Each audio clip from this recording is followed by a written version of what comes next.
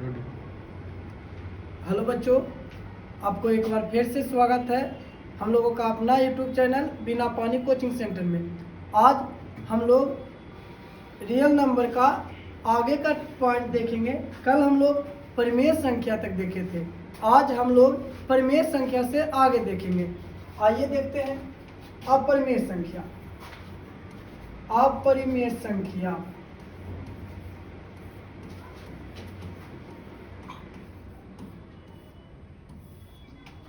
अपरिमेय संख्या का परिभाषा जानने से पहले हम लोग इसका कुछ एग्जाम्पल देखते हैं।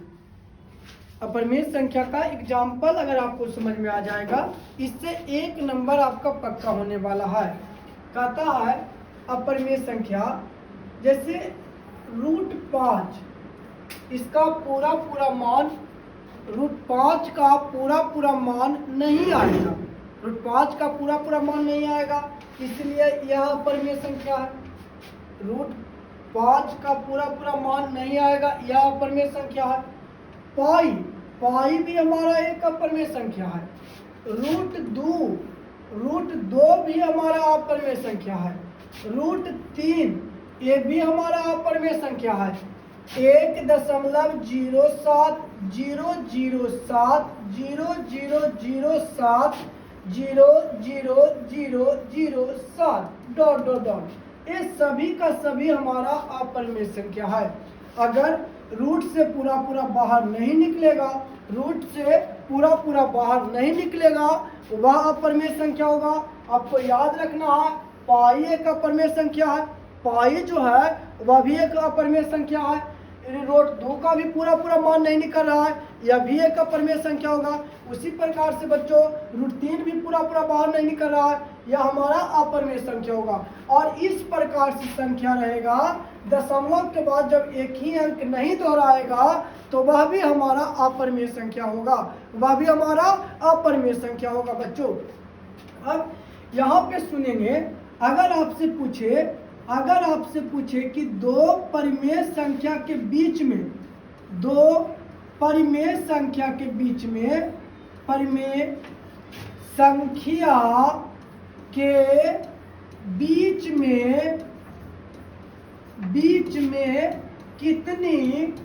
कितनी परिमेय संख्या होती है, कितनी परिमेय संख्या होती है। अगर कहा जाए कि दो परिमेय संख्याओं के बीच में कितनी परिमेय संख्या होती है, तो आप लोगों को बोलना है बच्चों जी कि अनंत परिमेय संख्या होती है। सर, दो परिमेय संख्याओं के बीच में अनंत परिमेय संख्या होती है।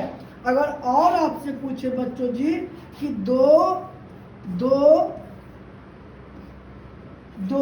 परिमेय संख्याओं के बीच में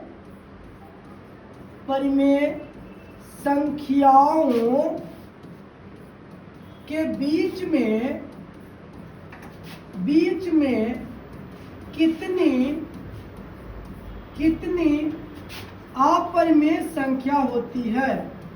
अपरिमेय संख्या होती है। क्वेश्चन को एक बार फिर से देखिएगा। कहता है कि दो परिमेय संख्याओं के बीच में कितनी अपरिमेय संख्या होती है, तो इसका भी आंसर हम लोगों को अनंत बोलना है। अब आगे देखिएगा, आगे दो अपरिमेय संख्या के बीच में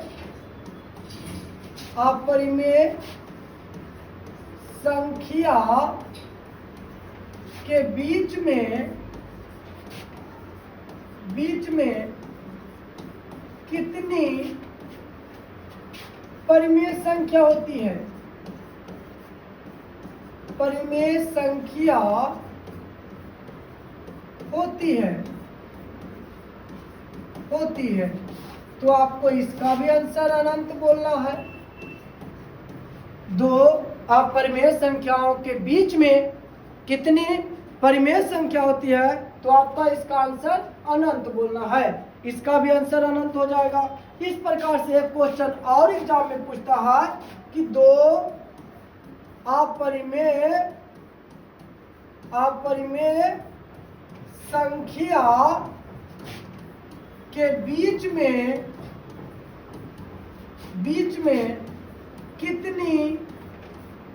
कितनी अपरिमेय संख्या होती है।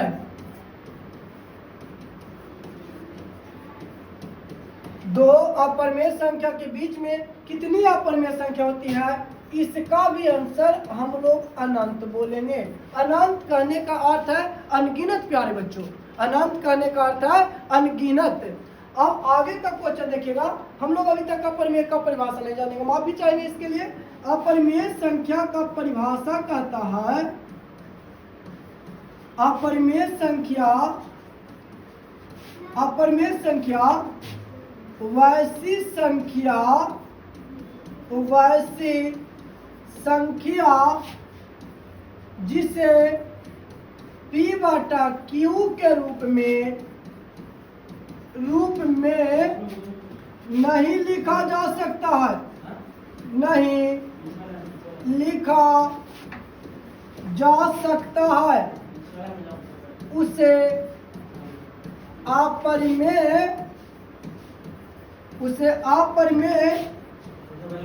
संख्या कहते हैं, उसे अपरिमेय संख्या कहते हैं। ध्यान से सुनिएगा, वैसी संख्या जिसे P/Q के रूप में नहीं लिखी जा सकती है, उसे हम लोग कौन संख्या कहेंगे बच्चों? अपरिमेय संख्या कहेंगे। जैसे में हो जाएगा √3, √5, √7, पाई, 1/12, यहाँ पे बोल सकते हैं 2.0100100001, इस प्रकार के संख्या रहेगा, वह सभी का सभी हमारा अपरिमेय संख्या होगा। यहाँ तक क्लियर है प्यारे बच्चों?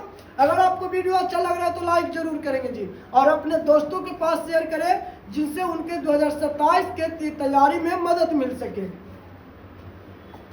अगला है, अब कुछ पॉइंट पहले हम लोग लिख देते हैं, उसके बाद समझिएगा। परिमेय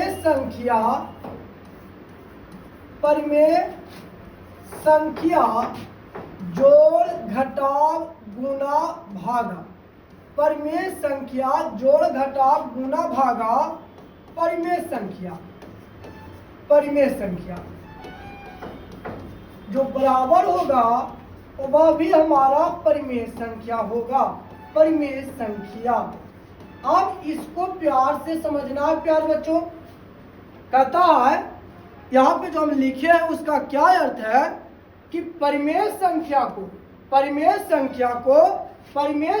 के साथ यदि आप जोड़ करें, गुना करें, घटाव करें, भागा करें, तो जो प्राप्त होगा वह भी परिमेय संख्या प्राप्त होगा, वह भी जो प्राप्त होगा वह परिमेय संख्या प्राप्त होगा। कहने का अर्थ है कि परिमेय संख्या को परिमेय संख्या के साथ जोड़, घटाव, गुना, भागा किया जाए तो जो संख्या प्राप्त होगा हमेशा परिमेय संख्या प्राप्त होगा, हमेशा जो प्राप्त होगा वह परिमेय संख्या प्राप्त होगा। परिमेय संख्या के बारे में कल का वीडियो में हम लोग देखे थे कि जिसे P/Q के रूप में लिखा जा सकता है और P और Q कोई पूर्णांक है तथा Q का मान कभी 0 नहीं हो सकता है, Q does not equal to 0। अब वही हम लोग बोले कि परिमेय संख्या को परिमेय संख्या के साथ जोड़ा जाए प्यारे बच्चों, तो जो आंसर हमारा आएगा वह भी एक प्रकार का परिमेय संख्या होगा, वह भी एक प्रकार का परिमेय संख्या होगा बच्चों।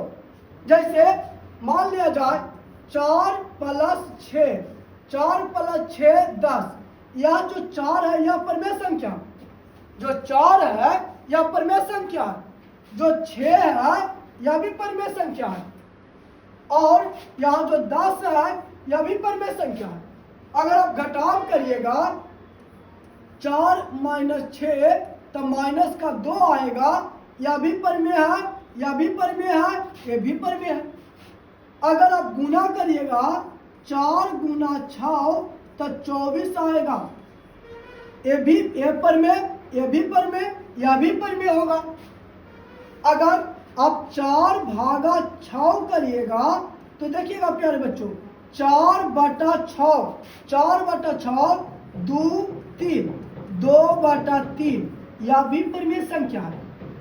तो याद रखना आप लोगों को कि परिमेय संख्या को परिमेय संख्या के साथ जोड़, घटाव, गुणा, भागा करने पर जो संख्या प्राप्त होगा वह भी हम लोगों का परिमेय संख्या प्राप्त होगा। यहाँ तक क्लियर है? यहाँ तक क्लियर है बच्चों का? बहुत अच्छी बात। अब हम लोग आगे का पॉइंट समझेंगे। आगे का पॉइंट है कि परिमेय संख्या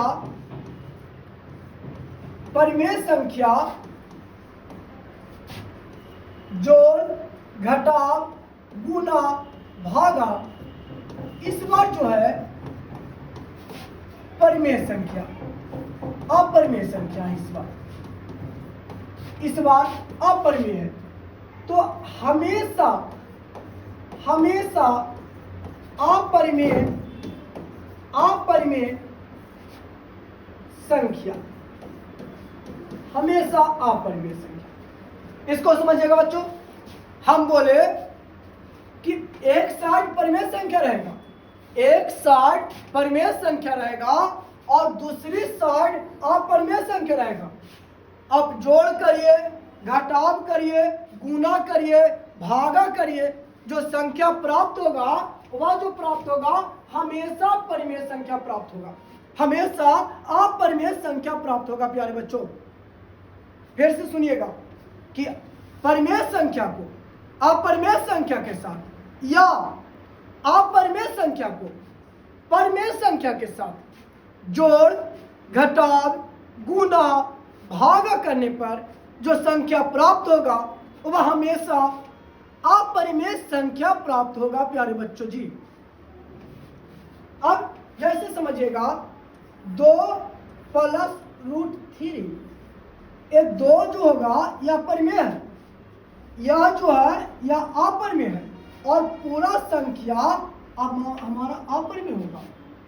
उसी प्रकार से माइनस भी कर सकते हैं, माइनस भी कर सकते हैं। यहाँ पे 2, यहाँ पे √3 और ये हमारा परिमेय है, ये हमारा अपरिमेय है। क्यों? कुछ नहीं तो बटा में 1। और √3 को पूरा बाहर नहीं निकाल सकते हैं। √3 को पूरा बच्चों जी बाहर नहीं निकाल सकते हैं। और जो रूट से पूरा बाहर नहीं निकलता है वह अपरिमेय संख्या होता है, वह अपरिमेय संख्या होता है। और ये दुपरिमेय है, ये अपरिमेय है। और पूरा का ओवरऑल का बात किया जाए तो ये हमारा अपरिमेय संख्या होगा। अगर गुणा में किया जाए 2 × √3 तो ये हो जाएगा 2 √3। यह है यह परिमेय, यह अपरिमेय। और यह जो संख्या प्राप्त होगा, यह संख्या जो प्राप्त होगा हमेशा अपरिमेय प्राप्त होगा। अगर भागा किया जाए प्यारे बच्चों तो यह भागा भी जो हमारा होगा वह हमेशा अपरिमेय संख्या प्राप्त होगा। तो एक बार हमारे साथ बोलिएगा कि परिमेय संख्या को अपरिमेय संख्या के साथ जोड़, घटाव, गुणा, भागा करने पर जो संख्या प्राप्त होगा वह संख्या हमेशा अपरिमेय होगा। यहां तक सभी बच्चों को क्लियर है? बहुत अच्छी बात। आगे देखेंगे अपरिमेय संख्या, अपरिमेय संख्या जोड़, घटाव, गुणा, भागा अपरिमेय संख्या।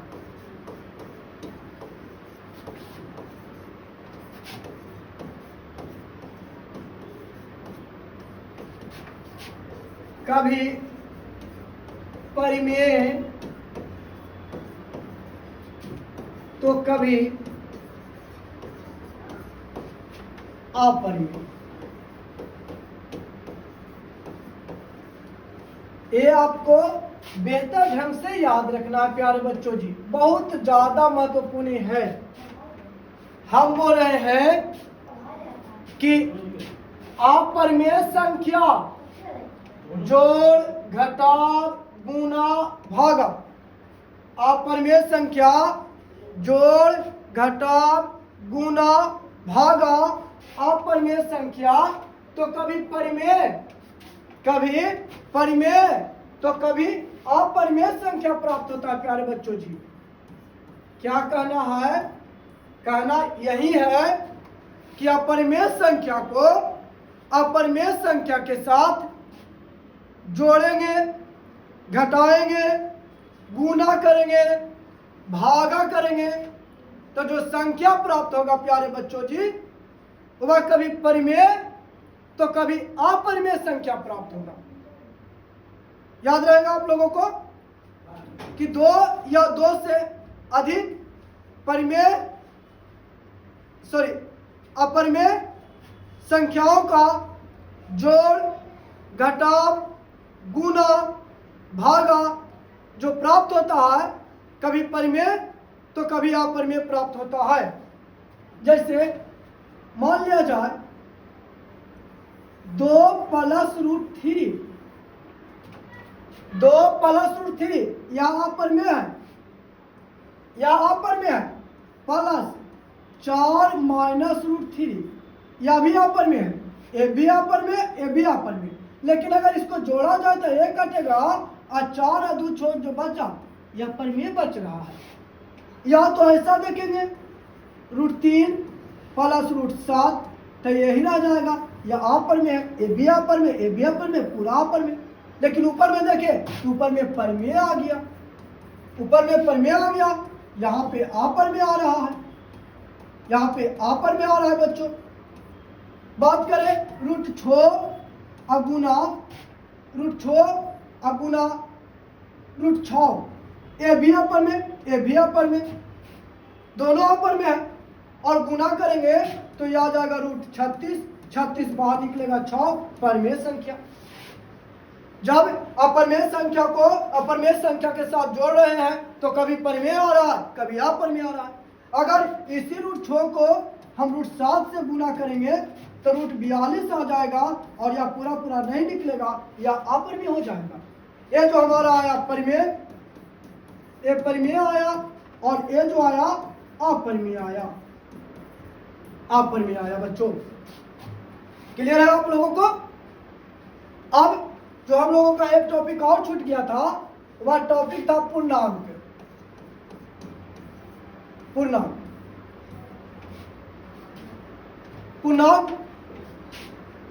ऋणात्मक संख्या, धनात्मक संख्या और जीरो के सम्मिलित रूप को पूर्णांक कहते हैं बच्चों।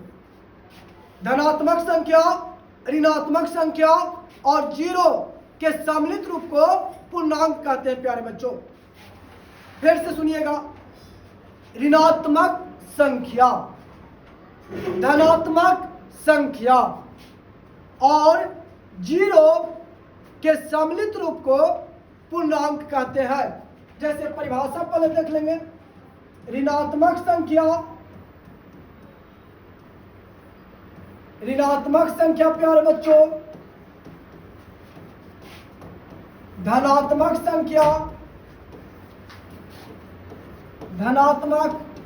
संख्या एवं जीरो को सम्मिलित रूप को पूर्णांक कहते हैं। जो पूर्णांक होता है बच्चों, माइनस अनंत से प्लस अनंत तक। कहने का अर्थ है -6, -5, -4, -3, -2, -1, 0, 1, 2, 3, 4, 5, 6। ये जो हमारा माइनस अनंत से आएगा और प्लस अनंत तक जाएगा, इसे हम लोग पूर्णांक कहते हैं।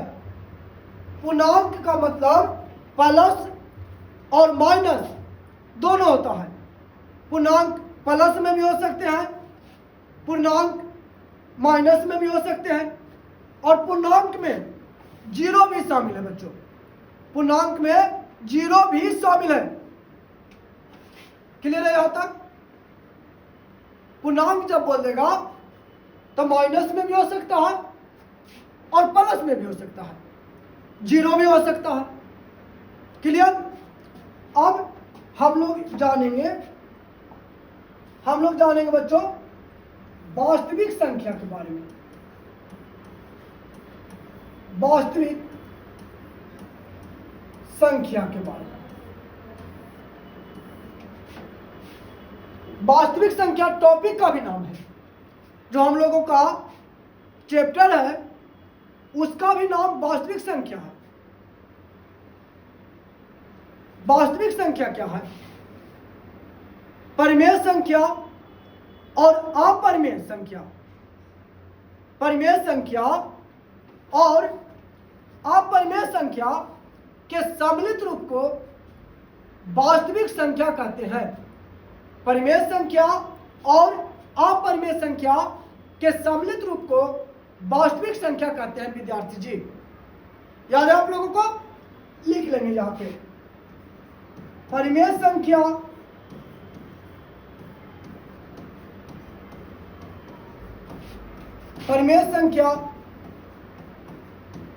अपरिमेय संख्या के सम्मिलित रूप को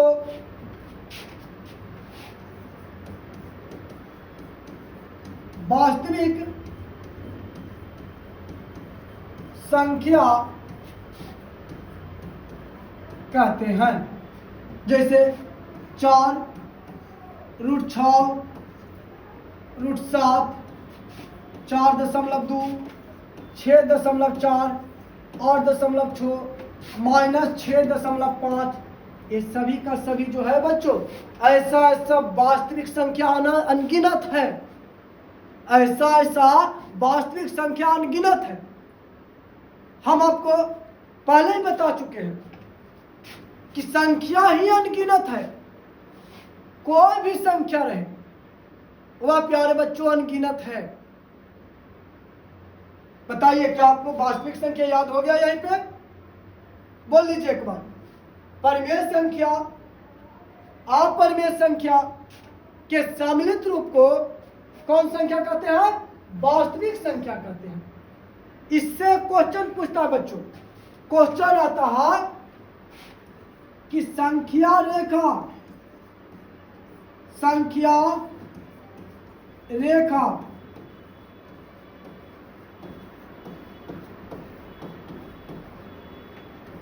नंबर लाइन पर प्रत्येक बिंदु किस संख्या को दर्शाता है?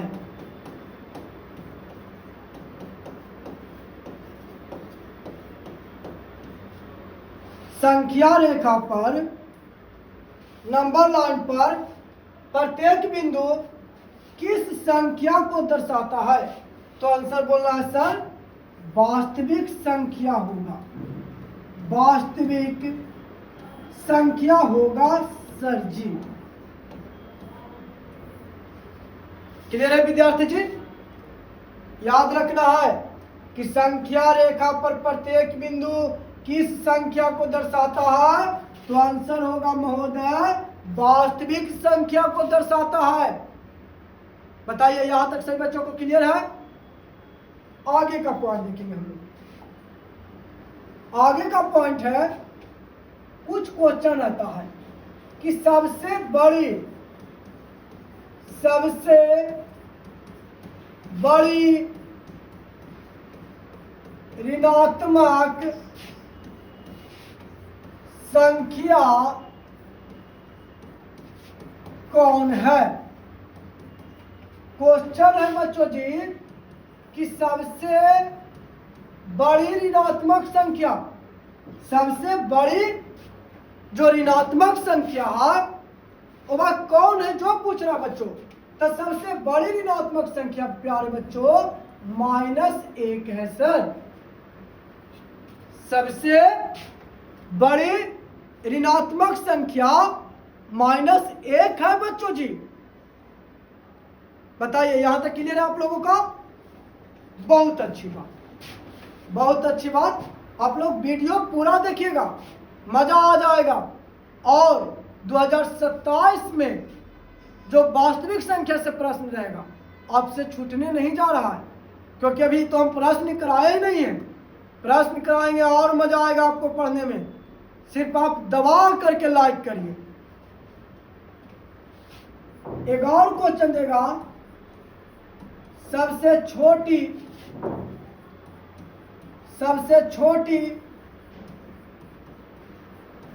धनात्मक संख्या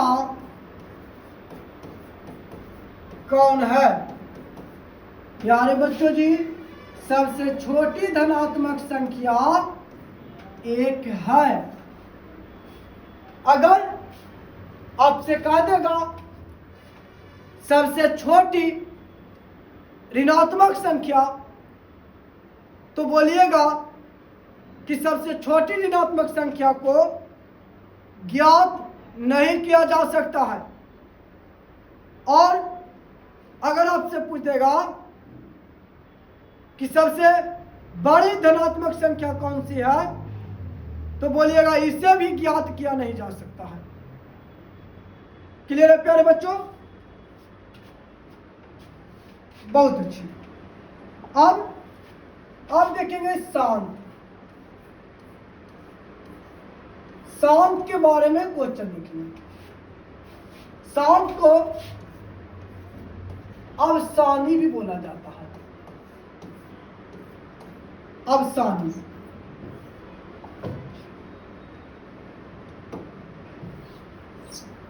शांत को अवसानी भी बोला जाता है बच्चों। शांत जानने से पहले हम लोग भिन्न के बारे में जानते हैं। जैसे सपोज किया जाए हम 5/6 लिखते हैं। 5/6 लिखें। यहां पे 5 को अंश कहेंगे और 6 को हर बोलेंगे बच्चों। 5 को अंश बोलेंगे और 6 को हर बोलेंगे बच्चों, क्योंकि शांत जानने के लिए हमें अंश और हर के बारे में जानना होगा। शांत को परिभाषा देखने के पहले हम लोग इसका एग्जाम्पल देखते हैं। जैसे एक है 3/4। अब हर का गुणनखंड निकालिए। हर का गुणनखंड 4 का गुणनखंड निकालेंगे। अभाज्य गुणनखंड है बच्चों, मतलब 4 बराबर 2 गुना 2 आया। अभी आप यही रहने दीजिए। दूसरा एक निकालते हैं। दूसरा एक और संख्या का निकालते हैं बच्चों। यह 7/125। यहां पे भी हर का अभाज्य गुणनखंड निकालेंगे। अभाज्य गुणनखंड हर 125 से विद्यार्थी जी 5 से लगेगा 25 मरतबा, पुनः 5 से लगेगा 5 मरतबा। 125 बराबर जो आया वह 5 गुना 5 गुना 5 आया। एक और देखेंगे, यहां 11/110। सॉरी माफी चाहेंगे, 11/100, 11/100। यहां भी हर का भाज्य गुणनखंड निकालेंगे।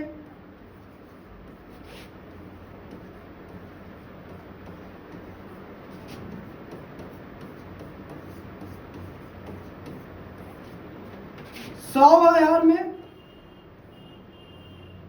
2 से 50, 2 से 25, 5 से 5, 100 बराबर जो आया बच्चों वह 2 गुना 2 गुना 5 गुना 5। अब सुनिए, यहां हर का गुणनखंड केवल 2 है। यहां हर का गुणनखंड केवल 5 है प्यारे बच्चों, और यहां हर का गुणनखंड 2 और 5 साथ में है। यदि किसी भी संख्या के हर का गुणनखंड केवल 2 आए, केवल 5 आए, या 2 और 5 साथ में आए, तो उस संख्या का दशमलव प्रसार शांत होगा विद्यार्थी जी। क्या बोल रहे हैं कि यदि किसी संख्या के हर का गुणनखंड केवल 2 आए, केवल 5 आए, या 2 और 5 साथ में आए, तो उस संख्या का दशमलव प्रसार शांत होगा। उस संख्या का दशमलव प्रसार शांत होगा विद्यार्थी जी। अब इसका परिभाषा देखेंगे, शांत का परिभाषा। शांत का परिभाषा देखेंगे बच्चों, जिस परिमेय संख्या के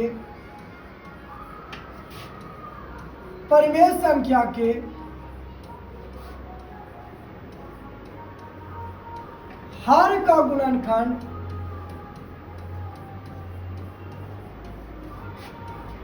दो के पावर n गुना 5 के पावर m के रूप में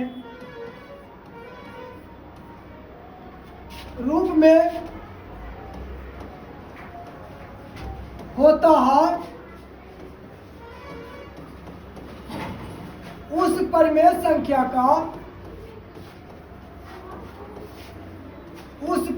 संख्या का दशमलव प्रसार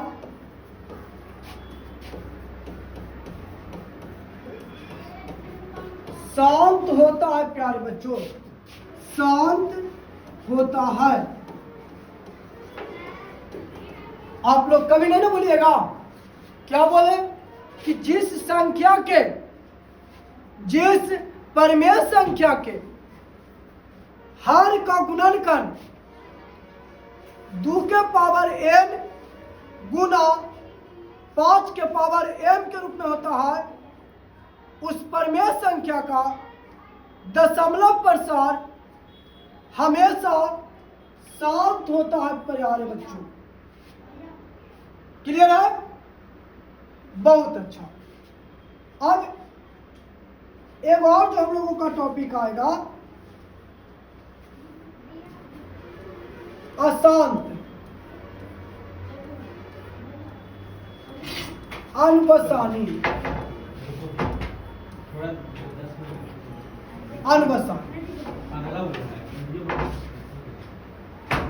अनबसानी,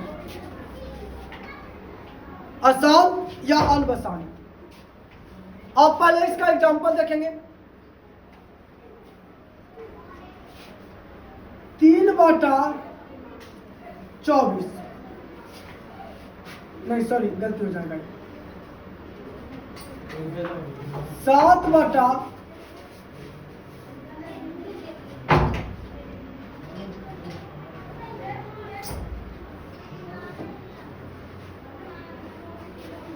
आप एक देखिए 4/30, 4/30 एक कटेगा 2 से 15, 2/15।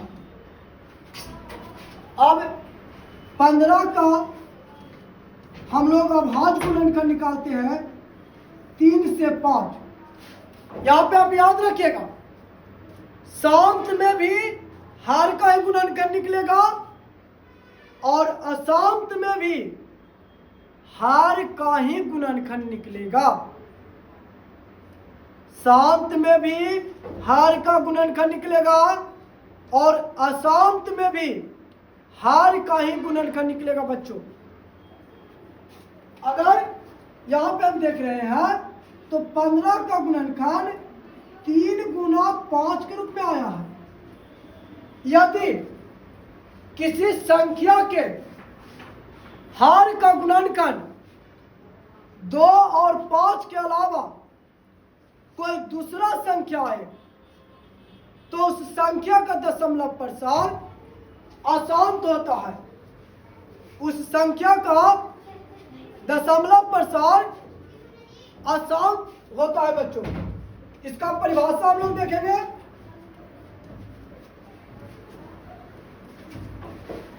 परिभाषा देखेंगे, जिस परिमेय संख्या के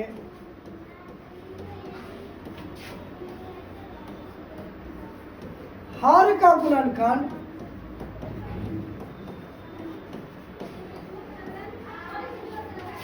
2 और 5 के अलावा कोई दूसरा संख्या आता है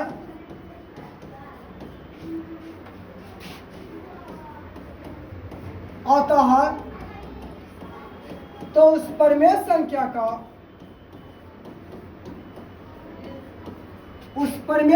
का दशमलव प्रसार अशांत होता है। प्यारे बच्चों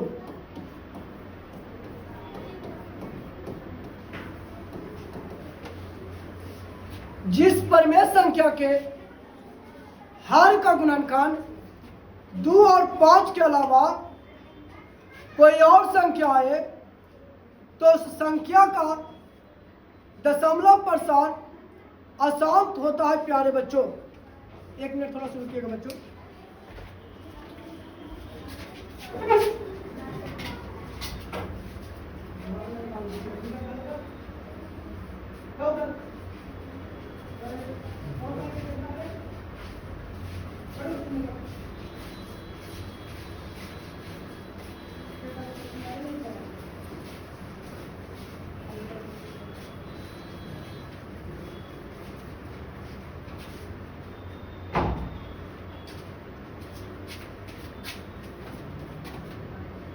माफी चाहेंगे, कोई आ गए थे एक व्यक्ति। याद रखिएगा, जिस परिमेय संख्या के हार का गुणनखंड 2 और 5 के अलावा कोई दूसरा संख्या भी आए तो उस परिमेय संख्या का दशमलव प्रसार अशांत होता है। 2 भी रहेगा, 5 भी रहेगा और साथ में 3 आ जाए, 7 आ जाए, 11 आ जाए, 13 आ जाए तो समझ जाइएगा कि यह जो है अशांत होगा। इस संख्या का दशमलव प्रसार अशांत होगा। यहां पे 2 बात याद रखेगा। परिमेय संख्या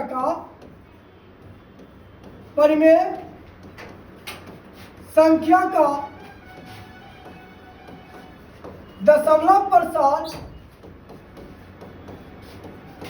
शांत या अशांत होता है। परिमेय संख्या का दशमलव प्रसार शांत भी हो सकता है या अशांत भी हो सकता है। परिमेय संख्या का प्यारे विद्यार्थी जी दशमलव प्रसार शांत भी होगा या अशांत भी हो सकता है। कंफर्म नहीं कहा जा सकता है कि शांत होगा या अशांत होगा। दूसरा पॉइंट याद रखिएगा बच्चों जी कि अपरिमेय संख्या का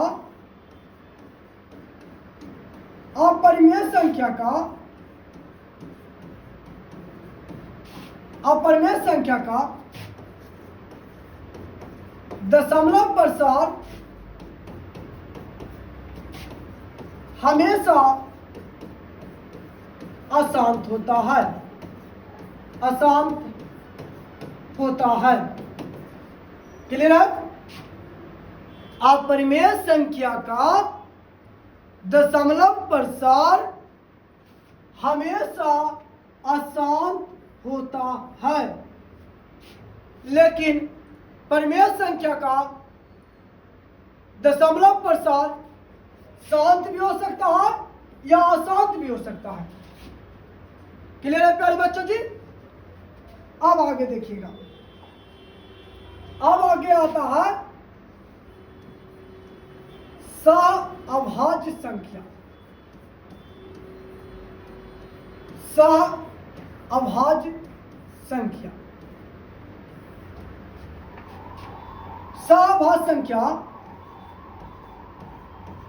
संख्याओं का वैसा युग्म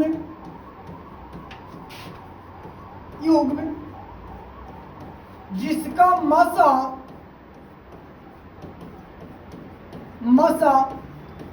एक होता है उसे सहअभाज्य संख्या कहते हैं।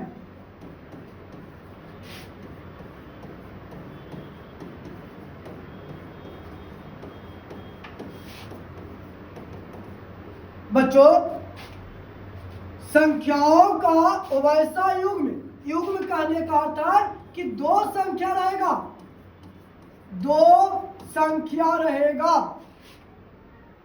संख्याओं का वैसा युग्म जिसका मासा एक होता है उसे हम सहअभाज्य संख्या कहेंगे। जैसे 8,9, अगर 8 और 9 का मसा निकाले तो प्यारे बच्चों यहाँ पे देख रहे हैं कि मसा जो आया वह 1 आया, और जिन दो संख्याओं का मसा 1 आता है उसे हम सहअभाज्य संख्या कहते हैं। जिन दो संख्याओं का मसा 1 आता है उन दोनों संख्याओं को सहअभाज्य संख्या कहते हैं। प्यारे बच्चों, अगर आपसे पूछा जाए कि सहअभाज्य संख्या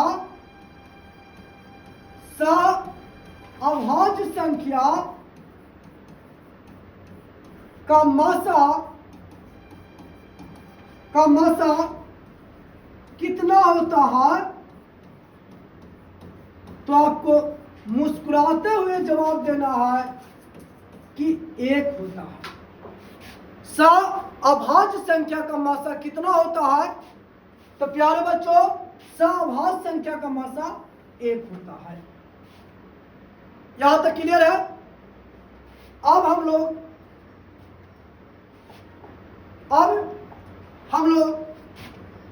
यूक्लिड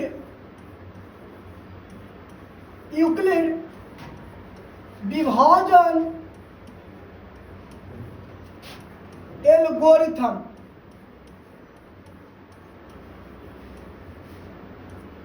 प्यारे बच्चों, अब हम लोग यूक्लिड विभाजन एल्गोरिथम के बारे में जानने वाले हैं। यूक्लिड विभाजन एल्गोरिथम क्या है?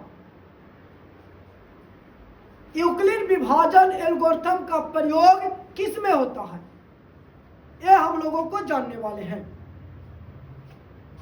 पहले आप एक छोटा सा एग्जांपल देखिए। 4 से 27 में भागा देंगे 6 मरतबे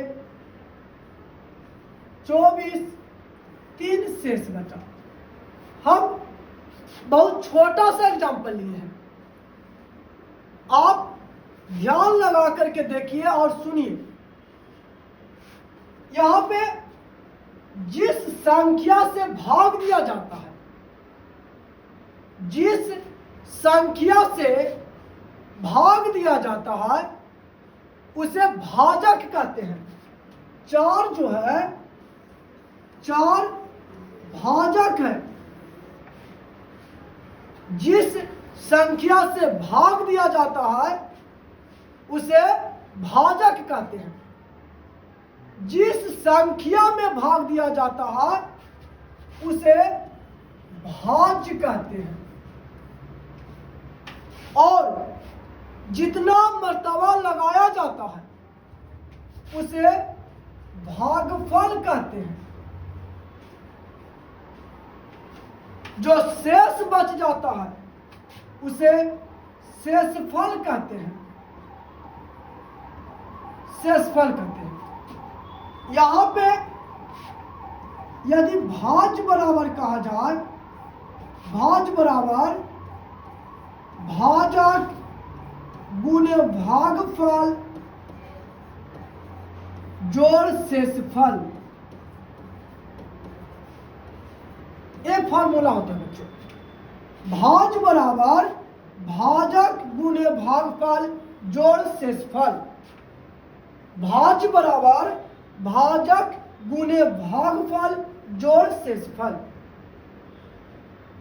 यही अगर भाज्य के जगह पर ए रख दिया जाए, कहने का अर्थ है कि भाज्य को ए कहा जाए, भाजक को बी बोला जाए, भागफल को क्यू बोला जाए और शेषफल को आर बोला जाए।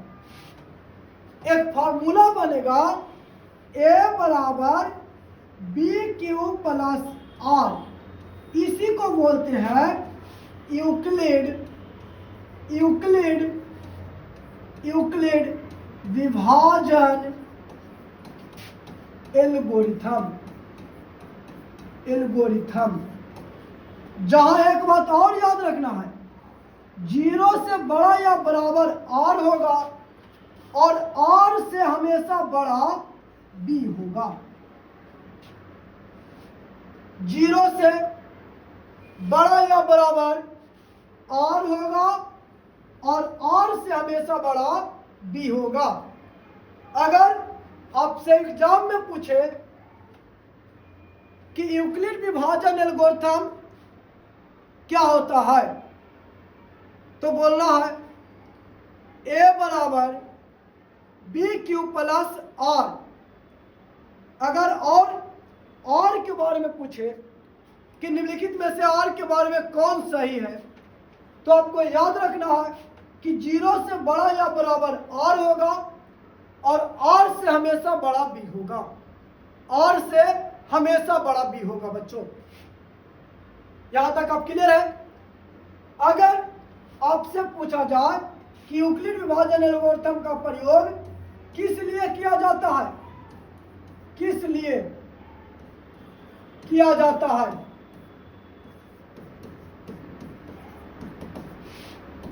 यूक्लिड विभाजन एल्गोरिथम का प्रयोग 2 धनात्मक संख्याओं का मसा HCF ज्ञात करने के लिए किया जाता है बच्चों। यूक्लिड विभाजन एल्गोरिथम का प्रयोग 2 या 2 से अधिक धनात्मक संख्याओं का मसा ज्ञात करने के लिए किया जाता है बच्चों। यहां तक क्लियर है आप लोगों का? कल हम लोग वास्तविक संख्या का 2011 से लेकर के 2026 तक में पूछे गए सभी ऑब्जेक्टिव प्रश्न को देखेंगे। आज भर इतना ही रहने देते हैं। धन्यवाद बच्चों।